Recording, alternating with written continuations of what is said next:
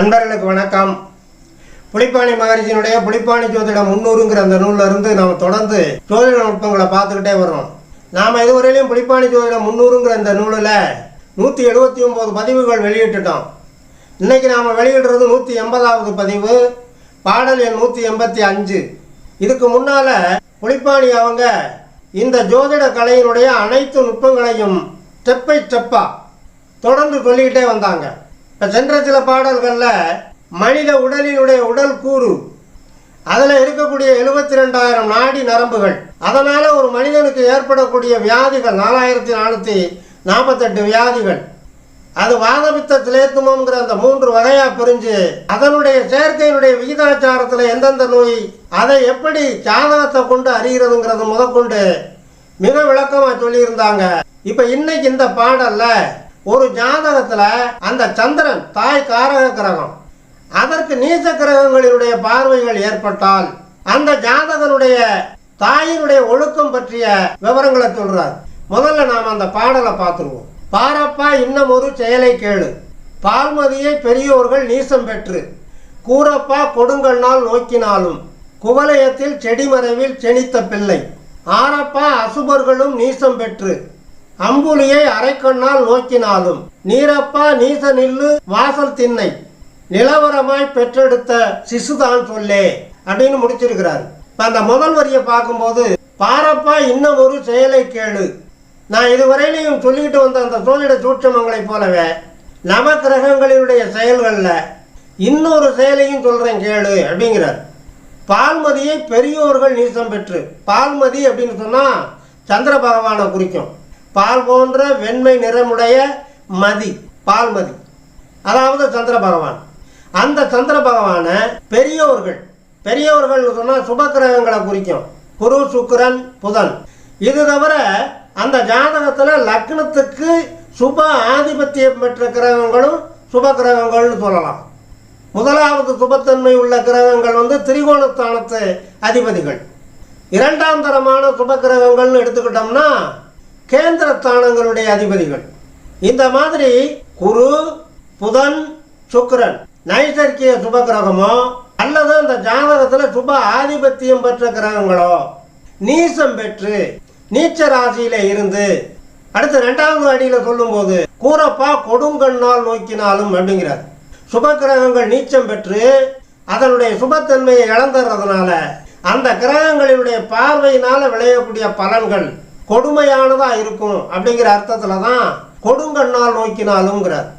குவலயத்தில் செடிமறைவில் செனித்த பிள்ளை அப்படிங்கிற. அப்போ அந்த ஜாதகத்துக்கு உரியவன் செடிமறைவில் செனித்த பிள்ளை அப்படின்னா என்ன அர்த்தம்? தன்னுடைய தாயார் முறையான திருமணம் செய்து வாழ்ந்து அதன் மூலமாக பெற்றெடுத்த பிள்ளையா இந்த குழந்தை இருக்க மாட்டான். ஒழுக்கக்கேடான முறையில் தன்னுடைய தாயாரினுடைய நடவடிக்கைகள்னால திருமணம் ஆகாமல் அல்லது திருமணம் ஆயிருந்தாலும் தன்னுடைய கணவனுக்கு அல்லாத வேறொருவனுக்கு பிறந்த அந்த குழந்தைய செடிமறைவில் செனித்த பிள்ளை அப்படிங்கிறார். அடுத்து 3வது அடியில் சொல்லும்போது ஆரப்பா அசுபர்களும் நீச்சம் பெற்று, அசுப கிரகங்கள் நைசர்கிக பாவ கிரகம்னு சொல்கிறோம்ல, சூரியன், செவ்வாய், சனி, ராகு, கேது, இந்த 5 கிரகங்களும் நைசர்கிக பாவ கிரகங்கள். இது தவிர ஒரு ஜாதகத்தில் பாவ ஆதிபத்தியம் பெற்ற கிரகங்கள், அசுப ஆதிபத்தியம் பெற்ற கிரகங்கள் 3, 6, 8, 12 இந்த மாதிரி ஆதிபத்தியம் பெற்ற கிரகங்களையும் அசுப கிரகங்கள் அப்படின்னு நாம் எடுத்துக்கலாம். அந்த மாதிரி ஒரு ஜாதகத்தில் அசுப கிரகங்கள் நீசம் பெற்று அந்த ஜாதகத்தில் இருக்கக்கூடிய சந்திர பகவானை பார்வையிட்டால் அரைக்கண்ணால் நோக்கினாலும் அப்படிங்கிறார். அதாவது விசேஷ பார்வைகளால். இப்போ உதாரணத்துக்கு சொல்ல போனோம்னா செவ்வாய்க்கு 4, 7, 8 பார்வை. அப்போ 4ஆம் இடத்துல இருந்து பார்த்தாலும் 8ஆம் இடத்துல இருந்து பார்த்தாலும் அப்படின்னு அர்த்தம். அரைக்கண்ணால் நோக்கினாலும். அம்புலியை அரைக்கண்ணால் நோக்கினாலும் அப்படிங்கிறார். அம்புலின்னு சொன்னா சந்திர பகவான். 7ஆம் இடத்துல இருந்து சமசப்தம பார்வைங்கிறது முழு பார்வைன்னு அர்த்தம். அந்த அர்த்தத்துல தான் அசுபர்களும் நீச்சம் பெற்று அரைக்கண்ணால் நோக்கினாலும் அப்படிங்கிறார். அந்த ஜாதகனும் 4ஆம் அடியில் சொல்றார் பாருங்க, நீச்ச நில்லு அப்படின்னு சொன்னா தரம் தாழ்ந்தவனும் அப்படின்னு அர்த்தம். கிரகங்களை பற்றி சொல்லும் போது நீச்ச ராசியில நின்னா நீச்சம் பெற்றவர்கள்னு சொல்றோம். அதே நேரத்தில் ஒரு தனி மனிதனை நீச்சன் அப்படின்னு சொன்னால் அவன் தரம் தாழ்ந்தவன் அப்படின்னு அர்த்தம். ஒழுக்கக்கேடான வகையில் பெற்றெடுத்த பிள்ளையை அந்த மாதிரி குறிப்பிடுறார். நிலவரமாய் பெற்றெடுத்த சிசுதான் சொல்லே அப்படின்னு முடிக்கிறார்.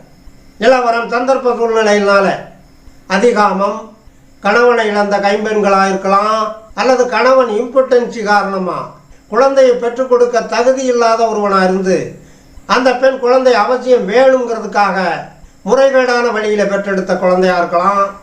அந்த மாதிரி அந்த தாய் காரக கிரகமான அந்த சந்திர பகவானுக்கு நீச்ச கிரகங்களினுடைய பார்வை இருந்தால் அந்த ஜாதகனே ஒழுக்கக்கேடான வழியில் இந்த உலகத்தில் பூவுதயமானவன் அப்படிங்கிறத இங்கே குறிப்பால் சுட்டி காட்டுறார். இந்த மாதிரி ஒழுக்கக்கேடான வழிகளில் குழந்தைகள் பிறக்கிறதுங்கிறது புராண காலங்கள்லேயே இருந்ததாக நம்மளால் வாசிக்க முடியுது. இப்போ உதாரணமாக ஔவையாருடைய வரலாறுகளை சொல்கிற போது அவங்க அம்மா இந்த பிரசவம் நடக்கிற நேரத்தில் ஒரு புதர் மறைவில் போய் ஒதுங்கித்தான் அந்த ஔவையாரை பெற்றதா அவங்களுடைய வரலாறுல வரும். பெற்றெடுத்த அந்த குழந்தை அழகாக இருக்குது, பிரிஞ்சு போக மனம் இல்லாமல் அழுகிற போது அந்த குழந்தையே தெய்வ அவதாரம் மாதிரி தன்னுடைய தாயாருக்கு ஆறுதல் சொல்கிற வகையில் அந்த சிசுவே பாடுனதா ஒரு பாட்டே இருக்கு. தனிப்பாடல் திரட்டில் அந்த சரித்திரம் வரும். இட்டமுடன் எந்தலையில் இன்னபடி என்றெழுதி விட்ட சிவனும் செத்து விட்டாலும் முட்ட முட்ட பஞ்சமே ஆனாலும் பாரம் அவனுக்கண்ணாய் நெஞ்சமே அஞ்சாதே நீ. என் தலையில் என்ன ஈசன் எழுதி வச்சிருக்கிறானோ அந்தபடி இந்த உலகத்தில் நடக்கும், நீ அஞ்சாமல் நீ செல்லு அப்படின்னு அந்த சிசு தன் தாய்க்கு விடை கொடுக்கிறதா அந்த பாடல் அமையும். வரலாறுகள் உண்டு புராணங்களில். சந்தர்ப்பம், சூழ்நிலை, ஒரு பெண்ணை திருமணம் செய்து வாழ வேண்டிய கணவன் அவனுடைய இயலாமையினால அந்த பெண் சோரம் போகக்கூடிய சூழ்நிலைகள்லாம் உருவாகும்.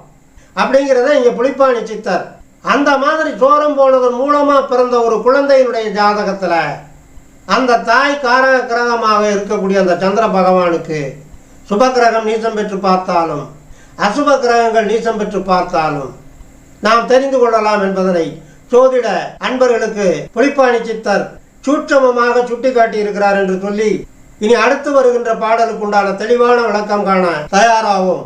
தொடர்ந்து வாருங்கள், ஆதரவு தாருங்கள் என்று கேட்டு இந்த அளவோடு நிறைவு செய்கிறேன். நன்றி, வணக்கம்.